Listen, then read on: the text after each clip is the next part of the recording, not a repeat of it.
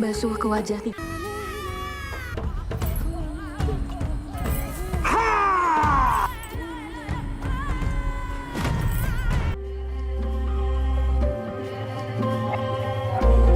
এই যে গ্রামটি দেখছেন, এই স্থানটার নামকরণ করা হয়েছিল মৃত্যু গর্ভের গ্রাম।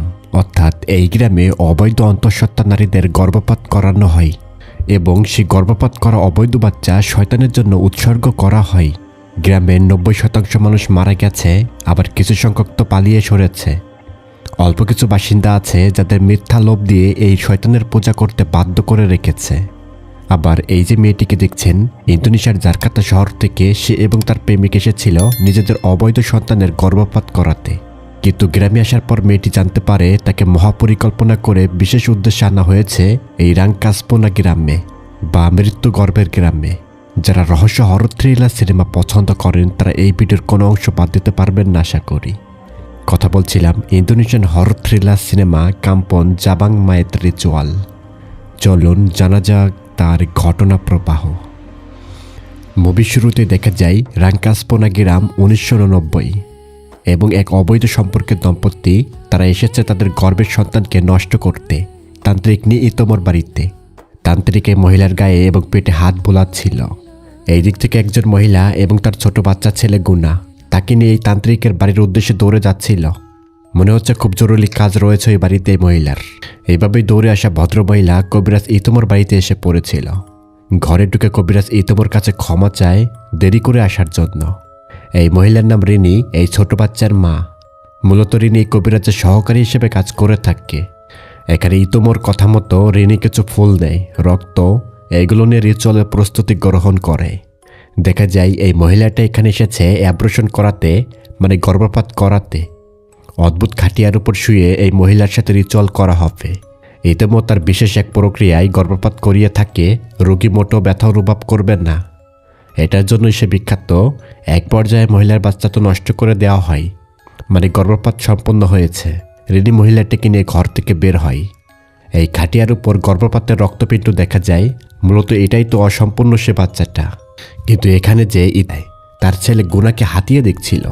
মনে হচ্ছে রিনি গুনার ভেতরে কোনো পরিবর্তন ঘটার আশায় ছিল। এটাই ভালো করে চেক করছে যে কোনো পরিবর্তন হলো কি না। কিন্তু গুনার ভেতর কোনো পরিবর্তন লক্ষ্য করা যায় না এই মুহূর্তে। এজন্য রিনি কিছুটা হতাশ হয়।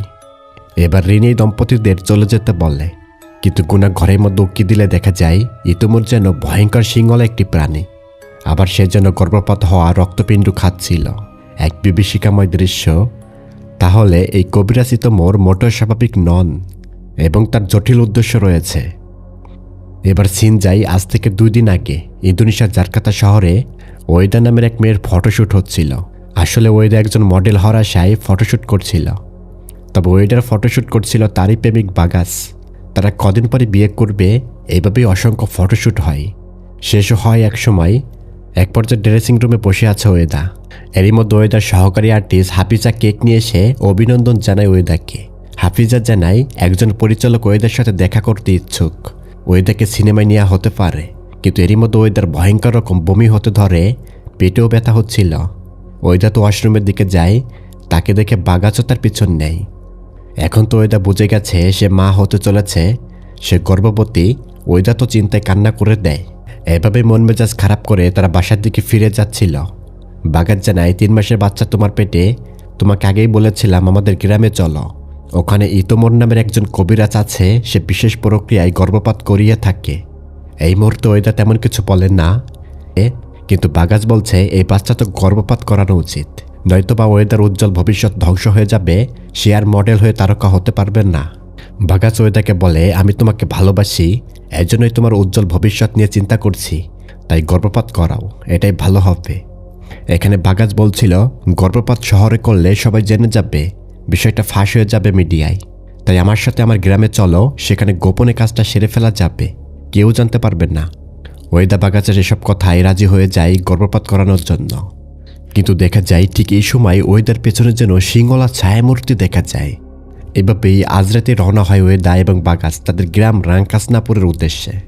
বাসে বসে ওয়েদা অদ্ভুত কিছু দুঃস্বপ্ন দেখে, যেন সে নির্জন একটি ঘরে নবজাতকের কান্নার আওয়াজ শুনতে পাচ্ছে। আবার হঠাৎই রক্তাক্ত এক মহিলা এসে যেন ওয়েদার মুখের সামনে এসে পড়ে এই ভয়ঙ্কর স্বপ্ন দেখে ওয়েদা তো ঘুম থেকে জেগে ওঠে। আর এরই মতো গাড়িও এসে পৌঁছায় বাগাসের গ্রাম রাংকাসনাপুরের মোহনায়। এখন সময় ভোর রাত, চাঁদের আলোয় পথ দেখে তারা হেঁটে যাচ্ছিল গ্রামের ভেতরে। ওয়েদার কাছে ভালো লাগছে না, অদ্ভুত কিছু স্বপ্ন, আবার রাতের বেলা এভাবে অচেনা জায়গায় আসা। বাগাস বলে, ভয় পেও না, এটা আমার গ্রাম আর আমি তো আছি তোমার সাথে। তাই এভাবে ভোর হয়ে যায় হাঁটতে হাঁটতেই, চারিদিকে দিনের আলো। এখন তারা এসে পৌঁছায় বাগাসের গ্রামের প্রবেশের প্রধান ফটকে। ওইটা দেখে শুকনা ডালপালা দিয়ে নির্মিত একটি গেট। এমন অদ্ভুত গেট সে আগে কখনোই দেখেনি। তাতে অসংখ্য শূকরের হাড় ঝোলানো আছে। বাগাস জানায়, গ্রাম থেকে কোনো যুবক যদি চলে যায়, তাকে যাওয়ার আগে এখানে বুনো শূকরের হাড় বেঁধে দিয়ে যেতে হয়। এটা গ্রামের ঐতিহ্য। ওইটা কিন্তু অবাক হয়েছিল অদ্ভুত এই ঐতিহ্যের কথা শুনে। এবার বাগাস তার ব্যাগ থেকে শূকরের দুটো হাড় বের করে পূজা অর্চনার মতো কিছু করল। এইগুলো শেষে এবার ওয়েদাকে ফটক ফিরে গ্রামে প্রবেশ করতে জানায় বাগাস। ওয়েদা হতবাক হয়ে বাগাসের কার্যকলাপ দেখছিল। এইসব কর্মকাণ্ড ওয়েদার কাছে একেবারে যেন অন্যরকম লাগছিল। হাঁটার পথে বাগাস জানাই, আমাদের গ্রাম থেকে প্রায় সব মানুষই চলে গেছে। এখানে বাগাসের কথোপকথনের মধ্যে অসংখ্য পরিত্যক্ত ঘরবাড়ি দেখানো হয় গ্রামের। নাকি মারা গেছেন বাগাস যখন ছোট ছিল। এবার বাগাস ওয়েদাকে সারপ্রাইজ করতে উপহার বের করে। ওয়েদা দেখে একটা আংটি এবং বাগাস ওয়েদাকে তার গ্রামে এনে বিয়ের জন্য আংটি পরিয়ে দেয়। এটাই নাকি সারপ্রাইজ, যেটা সে নিজের গ্রামে এসে দিল। ওয়েদা পথের সব ক্লান্তি ভুলে যেয়ে বাগাসকে নতুন করে আবারও বিশ্বাস করে, ভরসা করে ফেলে। এমন একটি সারপ্রাইজে আসলে কিন্তু ওয়েদা খুবই খুশি হয়েছিল। এখন বাগাস ওয়েদাকে নিয়ে যাচ্ছে গ্রামের আরও ভেতরে, চারিদিকে পরিত্যক্ত ঘর বাড়ি। কিন্তু বাগাস ওয়েদাকে বলে, পরে যেন অবাক হয়েও না, তোমাকে একটা আচার অনুষ্ঠানে যোগ দিতে হবে, একটি রিচুয়ালে। ওয়েদা এখনই অবাক হয়ে বলে, আচার? কেন আচার অনুষ্ঠানে যোগ দিতে হবে আমাকে? এসব আবার কি? বাগাস বলে, এই রিচুয়াল করলে তুমি ব্যথা অনুভব করবে না যখন গর্ভপাত করানো হবে। এটাই তো কবিরাজি বিদ্যা। তা ওয়েদা কিন্তু এখানে বলে, আচ্ছা ঠিক আছে, সমস্যা নেই। এরই মধ্যে বাগাসের সাথে দেখা হয় সেই দম্পতির, যারা গতকাল ইতুমোর বাড়িতে গিয়েছিল। এদের তো অ্যাবর্শন করানো হয়ে গেছে। তাদের সাথে টুকটাক কথা বলে বাগাস। বাগাস ওয়েদাকে নিয়ে এসেছিল রিনির বাড়িতে। সর্বপ্রথম রিনি এবং ওয়েদা তো পরিচিত হয়। বাগাস রিনিকে বলে সে ইতুমোর সাথে দেখা করতে চায়। আর রিনিও বুঝে যায় কেন ইতুমোর সাথে সে দেখা করবে, কারণ যারা ইতুমোর সাথে দেখা করে তারা নিশ্চয়ই গর্ভপাত করানোর কাজেই আসে এখানে। এখানে বাগাস ওয়েদাকে বলে, রিনির বাড়িতে তুমি থাকবে যতক্ষণ না আমাদের কাজ শেষ হয়। আর রিনি তো তোমার সহকারী। এখানে বাগাস ওয়েদাকে রেখে অন্য জায়গায় চলে যায়, সে অন্যত্র থাকবে। কিন্তু লক্ষ্য করা যায় বাগাসের প্রতি রিনির চাহনির জন্য বেশ সন্দেহজনক। ওয়েদা রিনিকে বলে, বাগাসকে আপনি চিনেন নাকি? রিনি বলে, সে তো এই গ্রামেরই বাসিন্দা, অবশ্যই চিনি। যাই হোক, রিনি ওয়েদাকে স্বর্গর দেখিয়ে দেয়। রিনি আবারও বলে, বাগাস তোমার গর্ভের সন্তান গর্ভপাত করাতে চাই, তাই না? ওয়েদা বলে, আমরা দুজনেই চাই এটা, আসলে ভুল করে হয়ে গেছে বাচ্চাটা। রিনি ওয়েদাকে বলে, কিছু সময় বিশ্রাম করো, এরপর তোমাকে স্নান করতে হবে। রিনির ঘরের পেছনে পানির কূপ আছে। মারাত্মক ভয় পেয়ে ওয়েদা তো চিৎকার করে এখানে অচেতন হয়ে পড়েছিল। এরপর ওয়েদার চেতনা ফিরলে সে নিজেকে আবিষ্কার করে ফাঁকা ঘাসের একটি ময়দানে। ওয়েদার সামনে দাঁড়িয়ে আছে গুনা। কিন্তু ওয়েদা এখানে এমন একটি ভাস্কর্য দেখতে পায় যা সে কোনোদিনও দেখেনি। এটাকে দেখুন, এই মূর্তিটা যেন বসে আছে মাটির মধ্যে গেড়ে। তার পা দূরে, মুখটা ভয়ঙ্কর রকমের হা করা। দেখতে আসলে ভয়ঙ্করই মনে হয়। আর এর মধ্যে এখানে তান্ত্রিক ইতুমোরকে দেখা যায়। গুনা ইতুমোরকে দেখে কিন্তু ভয়ে দৌড়ে পালিয়েছিল। ওয়েদা কিন্তু এখন এই মহিলার পরিচয় জানত না, আর এর জন্য ইতুমোর নিজের পরিচয় দেওয়া শুরু করেছিল। ইতুমোর বলে সে এখানকার কবিরাজ, ইতুমোর নাম তার। তবে ইতুমোর এখানে ওয়েদাকে বলেছিল সে কেন নিজের গর্ভপাত করাতে চায়। অথচ ওয়েদা কিন্তু তাকে এই গর্ভপাত করানোর বিষয়ে কিছুই বলেনি, সে নিজে থেকে এটা বলল। তার মানে ইতুমোর আগে থেকে জানে ওয়েদা এই গ্রামে আসবে এবং সে গর্ভপাত করাতে চাবে। তবে ওয়েদা কোনো উত্তর দেয় না যে সে কেন অপারেশন করাতে চায়। কিন্তু ইতুমো বলে, সমস্যা নেই, আমি তো আছি তোমাকে সাহায্য করার জন্য। এবার ইতুমো এই সুবিশাল মূর্তির পরিচয় দেয় ওয়েদার কাছে। ইতুমো জানাই এটা হলো জন্ম এবং মৃত্যুর প্রতীক। প্রতিটি জন্মের মৃত্যু আছে। এখানে ইতুমোর ওয়েদাকে বলছে, তোমার গর্ভপাত করানোর সিদ্ধান্ত ঠিকই আছে। তোমার সিদ্ধান্তকে আমি ধন্যবাদ জানাই। আসলে এই অবৈধ বাচ্চা তোমার পেটে রাখা উচিত নয়। এভাবে ওয়েদাকে যেন কেমন কনভিন্স করার চেষ্টা করছিল। লক্ষ্য করুন, এই তান্ত্রিক ইতুমোর জন্য গভীর আসক্ত হয়ে ওয়েদার পেটের বাচ্চাকে হাত বোলাচ্ছিল, যেন এই বাচ্চাটা তার খুব বেশি দরকার। আর এর মধ্যে আম্বার এসেছিল। ইতুমোর আম্বারকে জানাই, আমরা আজ বিকালে কাজ শুরু করব। ওয়েদা বলে, রিনি বলেছিল আমাকে আমার গর্ভপাত নাকি আগামীকাল করা হবে, তাহলে আজ কেন এত তাড়াহুড়া কেন? ইতুমোর ওয়েদাকে বলে, তোমার সমস্যা খুবই জটিল, এটা দ্রুতই সমাধান করতে হবে। আম্বার ওয়েদাকে সাথে নিয়ে যায় রিচুয়ালের প্রস্তুতি নিতে। এইদিকে বাগাস তো রিনির কাছে। রিনি বলছে, তাহলে শহরে ভালোই আছো তাই না? নতুন প্রেমিকা নিয়ে মজায় আছো। বাগাস বলে, ব্যঙ্গ করার দরকার নেই, আমাকে শহরে থাকতে হবে, এটা তো ইতোমর আদেশ। রিনি বলে, শহরে তোমার কাজই হলো কাউকে খুঁজে বের করা, যেমনটা ইতোমর বলেছিল। আচ্ছা, এই অগোছালো কথাবার্তা থেকে কিছুটা ধারণা পাওয়া যাচ্ছে রিনি এবং বাগাস ইতোমর কথায় ওয়েদাকে এখানে এনেছে তাদের বিশেষ কোনো কার্য হাসিলের জন্য। বাগাসের সাথে রিনির কথাবার্তা হচ্ছে, এজন্য ওয়েদা কিছুটা সন্দেহ এবং মন খারাপও করেছিল। এখানে আম্বার রিনিকে বললে, ওয়েদা সেই মহিলা যাকে ইতোমর খুঁজছিল দীর্ঘদিন। এবার কিছু পরিবর্তন ঘটতে চলেছে এই গ্রামে। এখানে ওয়েদা ভয় পাচ্ছিল, কারণ আজই গর্ভপাতের রিচুয়াল হবে। তার কাছে এটা ভালো লাগছিল না, কেমন যেন সন্দেহজনক এবং ভয় ভয়ই লাগছিল। ওয়েদার জন্য শহরে ফিরে যেতে চায়, কিন্তু বাগাস বাগড়া দেয়। বাগাস বলে, আজই রিচুয়াল হবে, এটা তারও ভালো, আজ রিচুয়াল শেষ হলে আগামীকালে আমরা বাড়িতে ফিরতে পারবো। বাগাস কিন্তু ওয়েদাকে পাম্পট্টি দিয়ে কনভিন্স করে ফেলে, মানে ওয়েদা ইতোমর রিচুয়ালে অংশগ্রহণ করবে, রাজি হয়ে যায়। রিনি এসে জানাই, এখন থেকে ওয়েদাকে কিছু প্রস্তুতি নিতে হবে, কারণ বিকাল হতে বেশি দেরি নেই। এবার দেখা যায় বাগাস চলে গেছে তান্ত্রিক ইতোমর বাড়িতে। এইদিকে রিনি ওয়েদাকে সাজিয়ে দিচ্ছিল, কিন্তু এই বাগাস যেন ইতোমর সাথে যৌন কাজে লিপ্ত হয়, ধোকাই ফেলেছে। মূলত ইতোমর কথা মতোই বাগাস ওয়েদাকে খুঁজে তার সাথে প্রেমের অভিনয় করে এবং ওয়েদাকে গর্ভবতী করেছিল, এবং সেই গর্ভের সন্তানকে ইতোমর হাতে তুলে দেওয়ার জন্যই বাগাস ওয়েদাকে রাঙ্কাসনাপুর গ্রামে নিয়ে এসেছে। এই সবই ছিল তাদের একটি মহাপরিকল্পনা। এর বেশ খানিক সময় পর রিনি ওয়েদাকে নির্দিষ্ট কিছু পোশাক পরে নিতে জানিয়ে রিনি চলে যায় রান্নাঘরে। এখানে বাগাসও এসে পড়ে ইতোমর সাথে কুকর্ম সেরে, কিন্তু রিনি বাগাসের প্রতি খুশি নয়, কারণ সে ওয়েদার সাথে গভীর সম্পর্কে লিপ্ত, এমনকি বাগাসের সন্তানই ওয়েদার গর্বে। আসলে এই রিনি হচ্ছে বাগাসের আসল স্ত্রী, যেটা ওয়েদা কখনোই জানত না। তাছাড়া একজন স্ত্রী কখনোই চাইবে না তার স্বামী অন্য মেয়ের সাথে সম্পর্কে থাকুক, স্বাভাবিকভাবে রিনিও এটা চায় না। কিন্তু বাগাস বলে, তুমি তো জানোই আমি গুনাকে সুস্থ করার জন্য এইসব করেছি। ইতোমর তো আমাকে এভাবেই নির্দেশ দিয়েছিল যে শহরে ওয়েদাকে টার্গেট করে তাকে প্রেমের ফাঁদে ফেলে তাকে গর্ভবতী করে ফেলতে, আবার তাকে ইতোমর কাছে গর্ভপাত করাতে আনতে হবে। এসব তাকে থেকে পরিকল্পিত, এবং ওয়েদার গর্ভপাতের বাচ্চার রক্ত দিয়েই তো বাগাসের ছেলে গুনা সুস্থ হবে, মানে সে কথা বলতে পারবে, জবান খুলবে। এটা ইতোমর তাদেরকে বলেছিল। দেখা যায় বাগাস রিনিকে জড়িয়ে ধরে, এইসব কিছুই করা লাগবে না, মানে গর্ভপাত এসব কিছু করার লাগবে না। ওয়েদার মাথা একেবারে গরম হয়ে গিয়েছিল। ওয়েদা বাগাসকে বলছে, রিনি তোর স্ত্রী আর গুনা তোর ছেলে, আমি বুঝে গেছি, এবার বুঝে গেছি তুই কত বড় হারামি। তবে বাগাস এখানে কেমন যেন উত্তেজিত হয়ে পড়েছিল, মানে সেও বুঝে গেছে যে ওয়েদা তার সম্পর্কে সন্দেহ করে ফেলেছে, সে ধরা পড়ে গেছে। বাগাস বলে, গুনার তোমাকে দরকার ওয়েদা, তোমার পেটের ভ্রূণটা দরকার, মানে পেটের বাচ্চাটা, তাহলে গুনা সুস্থ হয়ে যাবে। তোমার পেটের বাচ্চা না পেলে গুনা তো মারা যাবে। ওয়েদা তো এমন অদ্ভুত কথা শুনে একেবারে হতভম্ব। বাগাস এসব বলে কি, তার পেটের বাচ্চা নাকি তার বাচ্চার জন্য লাগবে।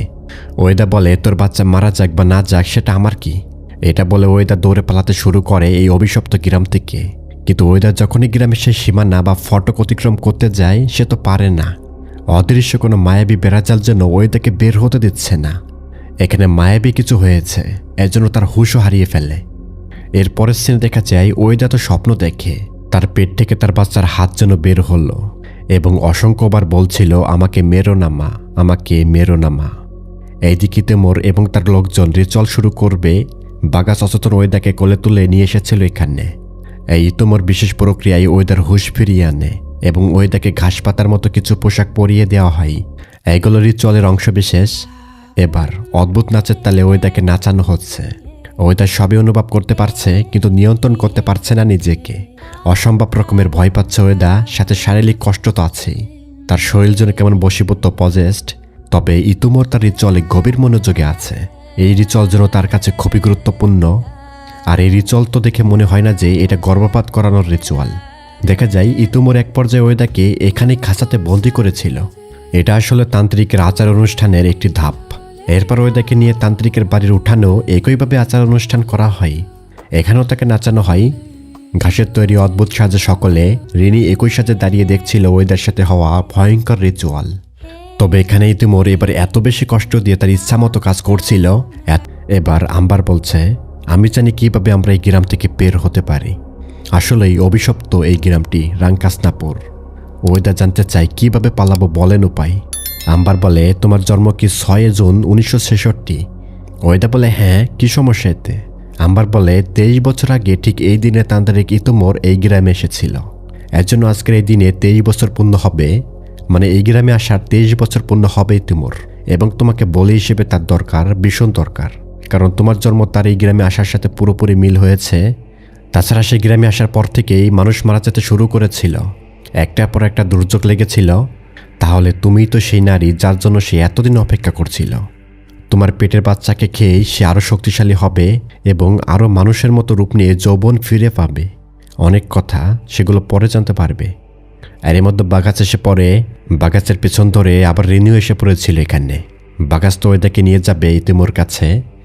এখানে আম্বার বাধা দেয়। আম্বার বলে, ইতুমোর তোমাকে ধোঁকা দিয়েছে, নিজের উদ্দেশ্য হাসিল করতে চায়।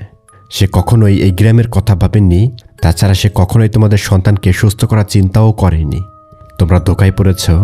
এটা শুনে রিনি বলে ওঠে, ইতুমোর বলেছিল সে গুনাকে সুস্থ করে তুলবে কোনো একজন গর্ভপাত করার বাচ্চার মাধ্যমে। আম্বার বলে, সে শয়তান, আমাদের সবাইকে ধোঁকা দিয়েছে। এটা আমি আগেই জানতাম, কিন্তু কিছু করতে পারিনি। এখন সময় এসেছে। বাগাস আম্বারের কথা একদমই বিশ্বাস করে না, এজন্য দুজনের মধ্যে হাতাহাতি হয়। তবে রিনিও কিছুটা সঠিক ধারণা করতে পারে যে ইতুমোর হয়তো কোনো ধোঁকাবাজ হতে পারে। সে বাগাসকে বলেছিল, আম্বার যা বলেছে তা আমার কাছে সত্যি বলে মনে হচ্ছে। বাগাস চলে যায় ইতুমোর সাথে দেখা করতে এবং ইতুমোরকে বলে, আম্বার নাকি ওয়েদাকে নিয়ে গেছে, সে ওয়েদাকে দিবেন না। আম্বার বলে, তা সম্ভব নয়, কারণ তুমি ইতিমধ্যে তার সাথে কালো জাদুর চুক্তিবদ্ধ হয়ে আছো। ওয়েদা তো অবাক হয়ে বলে, কখন চুক্তিবদ্ধ হয়েছে আমি? এবার আম্বার বলে, তোমার হাতে আংটিটা, ওটা ইতিমোর জাদুর সাথে চুক্তিবদ্ধ নিশানা। এবং রিনি যেভাবে গোসল করতে বলেছিল তুমি কিন্তু সেভাবেই গোসল করেছিলে। মনে আছে নিশ্চয়ই? বাগাস কিন্তু আংটিটা পরিয়ে দিয়েছিল ওয়েদাকে। এখানে আম্বার মাটি খুঁড়ে শুকরের হাড়ের মতো অদ্ভুত একটি চাকুর মতো কিছু বের করে। এটা দিয়ে নাকি আঘাত করতে হবে ইতুমোরকে, তাহলে সে ঘায়েল হবে। এদিকে ইতুমোর প্রচুর ক্ষিপ্ত হয়ে আছে। রিনি এবং বাগাসকে বলা হয়, যেখান থেকে পারো ওয়েদাকে ধরে আনো। আজই আচার অনুষ্ঠান সম্পন্ন করতেই হবে, সময় চলে গেলে কোনোই লাভ হবে না আমার। এবার রিনি সাহস করে বলে ওঠে, এই রিচুয়ালে কি সত্যিই আমার ছেলে গুণা সুস্থ হবে, নাকি শুধুমাত্র আপনার নিজের কোনো ফায়দার জন্য এসব করছেন? ইতুমোর অবাক হয়, এই প্রথমবার তাকে কেউ সন্দেহ করল। বাগাসও রাগ করে রিনিকে, কেন ইতুমোরকে সন্দেহ করা হলো। এখান থেকে রিনি তো রেগে মেগে চলে যায় গুনার কাছে, কিন্তু দেখা যায় ঘরের মধ্যে ইতুমোর হাতের ক্ষতস্থান দিয়ে কালো ধোঁয়ার মতো বের হচ্ছে। এটা ইঙ্গিত করে যে ইতুমোর শক্তিতে প্রভাব ফেলতে যাচ্ছে যদি ওয়েদার পেটের বাচ্চা সে না খেতে পারে। এদিকে আম্বার ওয়েদাকে নিয়ে এসেছিল ভাস্কর্যের কাছে। হেঁটে যাওয়ার পথে আম্বার জানায়, এই ইতিমোর গ্রামে আসার সাথে সাথে গ্রামের ফসলের জমি উর্বর হতে শুরু করেছিল, কিন্তু একে একে গ্রামবাসীরা কদিন পর মারা যেতে লাগলো। এবার সময় এসেছে এই শয়তানি শক্তিকে নির্মূল করার জন্য। ওয়েদা জানতে চায় কি উপায় বলেন, কিভাবে ধ্বংস করবে একে। তবে আম্বার জানায়, তোমাকে কিছু খেতে হবে। কিন্তু আম্বারের পুরো কথা শেষ হওয়ার আগেই বাগাস আম্বারের গায়ের উপর খাঁচাটা ফেলে হত্যা করে ফেলে। চোখের সামনে এই ভয়ঙ্কর মৃত্যু দেখে ওয়েদা তো চিৎকার করে উঠেছিল। তবে ওয়েদাকেও কিন্তু অচেতন করে ফেলেছিল বাগাস। এবার ওয়েদাকে আবারও আনা হয় ইতুমোর বাড়িতে। এবার ওয়েদার গর্ভপাত করিয়ে বাচ্চা বের করার প্রক্রিয়া চলছে, সরাসরি গর্ভপাত। এটা মানে আর কোনো দেরি করবে না ইতুমোর। এখানে বাগাস গুনা এবং বাগাস তো ভাবছে তার ছেলে কিছুক্ষণ পরে হয়তো সুস্থ হয়ে কথা বলতে পারবে, এটা তার ধারণা। রিচুয়াল চলাকালীন পুরো ঘরে কম্পন শুরু হয়, মনে হচ্ছে ঘরের বাইরে যেন ঝড় শুরু হয়েছে। কিন্তু ইতিমোর জন্য অদ্ভুত গুরুত্ব দিয়ে এই ওয়েদার গর্ভপাতের অপেক্ষায় রয়েছে, কখন বাচ্চাটা বের হবে এবং সে খাবে। কিন্তু রিনির কাছে এটা স্বাভাবিক লাগছে না। সে বাগাসকে বলে, ইতিমোর আচরণ কিন্তু অদ্ভুত। রিনি এখানে ইতিমোরকে থামাতে যাবে, কিন্তু বাগাস রিনিকে নিষেধ করে। তবে রিনি দেখলো বৃদ্ধা ইতিমোর এইদিকে আসছে। রিনি যেহেতু ইতিমোর কাটতে চেষ্টা করে, আসলে এখানে ইতিমো কোনোভাবে চাচ্ছে না যে টোপলার ভেতরে থাকা জিনিসটা ওয়েদা চিবিয়ে খাক বা নষ্ট করা হোক। এখানে গুনা খুব জোর করছে ওয়েদার জন্য এটা খেয়ে ফেললে। দেখা যায় এই টোপলার ভিতরে ছিল হৃৎপিণ্ড।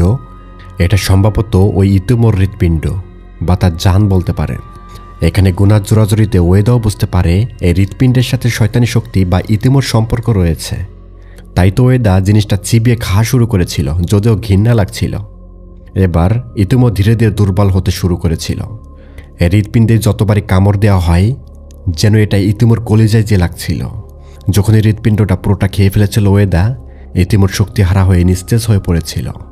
এই শরীরে থাকা ভয়ঙ্কর শক্তিটা যেন বের হয়ে চলে যেতে বাধ্য হয়। আসলে এই যে ইতিমো, এটা আসলে একটা শরীর মাত্র। এই শরীরেই ছিল ভয়ঙ্কর কোনো শক্তি জিন। 23 বছর পর এই শক্তির নতুন শরীর প্রয়োজন হয় তার মানুষরূপী হয়ে থাকার জন্য। এর জন্য 23 বছর পর ওয়েদার শরীরটা তার খুবই দরকার ছিল, কেননা এই জিনের জন্য ওয়েদার ছিল স্পেশাল। এই শরীরে সে ঢুকতে চেয়েছিল, মানে এই শরীরে সে ব্যবহার করবে আগেরটা ছেড়ে। আর এর জন্য এত রিচুয়াল করেছিল ইতুমো, এত মহাপরিকল্পনা ষড়যন্ত্র করা হয়েছিল ওয়েদাকে ঘিরে। আচ্ছা, ইতুমোর ওই বৃদ্ধার শরীরটা কিন্তু এখানেই মাটি চাপা করা হয়েছিল। তাই এভাবে ইতুমোর শয়তান তো এখান থেকে পালায়, কিন্তু রিনি কিন্তু মারা গিয়েছিল। পরবর্তীতে 4 মাস পরের দৃশ্য দেখা যায় ওয়েদা শহরে গুনাকে নিজের কাছেই রাখে। তাছাড়া ওয়েদা এখনও অন্তঃসত্ত্বা, আবার গুনাও কথা বলতে পারে এখন। মানে ইতুমো ইচ্ছা করে গুনাকে জবানবন্দি করে রেখেছিল দীর্ঘদিন। ইতুমোর উদ্দেশ্য ছিল গুনার মা বাবাকে দিয়ে ইতুমোর তার শিকার ওয়েদাকে নিজের কাছে এনে তার শয়তানি পরিকল্পনা বাস্তবায়ন করতে চেয়েছিল, কিন্তু সে বাস্তবে সফল হয়নি। এইভাবে শেষ হয় গল্পটা। কিন্তু না, একেবারে শেষ মুহূর্তে দেখা যায় মুভির শুরুর দিকে সেই লোকটাকে, যে একটা মহিলাকে গর্ভপাত করাতে এনেছিল ইতুমোর কাছে। এই লোকটা ইতুমোর কবর খুঁড়ছিল এবং সে বারংবার বলছিল, আমি আর গরিব থাকতে চাই না, তোমার সাহায্য আমার দরকার। জেগে ওঠো ইতিমো, জেগে ওঠো।